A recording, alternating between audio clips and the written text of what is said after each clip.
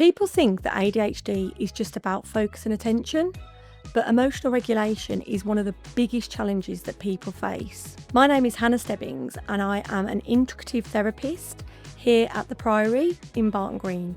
And today's video is about emotional regulation, how it happens and how we can cope.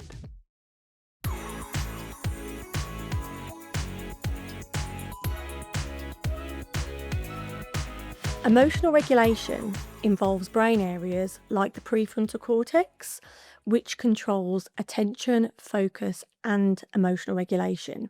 Some studies have shown that the prefrontal cortex in an ADHD brain is actually smaller, hence why we struggle to regulate our emotions or we feel emotions more intensely. For example, when we're driving in a car and we hit some traffic and somebody pulls out on us, we might experience anger quite quickly and it feels more intense.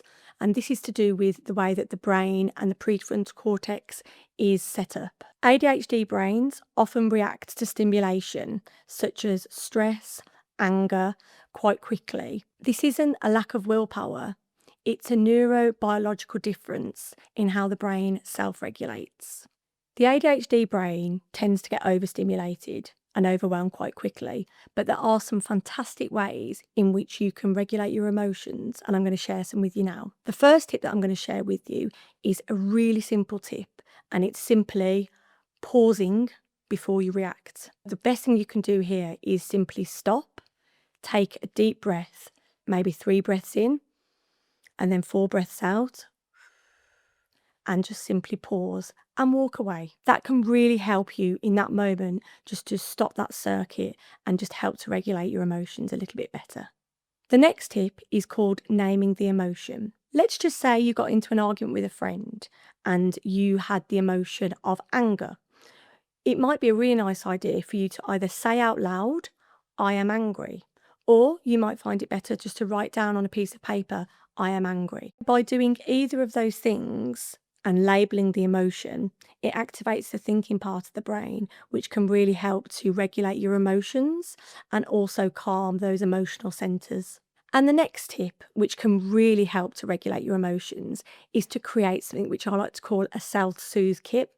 Now, this is where you're going to have a list of strategies that you can use whenever you are feeling overwhelmed, stressed, or just dysregulated. So this might be like going for a walk, writing down your thoughts. It might be listening to your favourite song. It might be talking to a friend on a phone.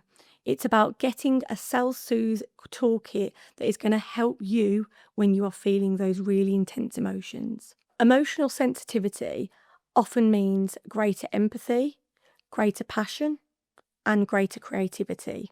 The goal here isn't to suppress your emotions. It's about how can I work with my emotions? Maybe that might be in a more creative way, through art or through drawing.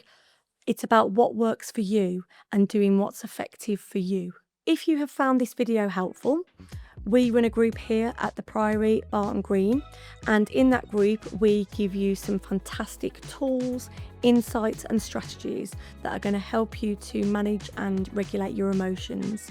To find out more, there is a link in the description. Thanks for watching.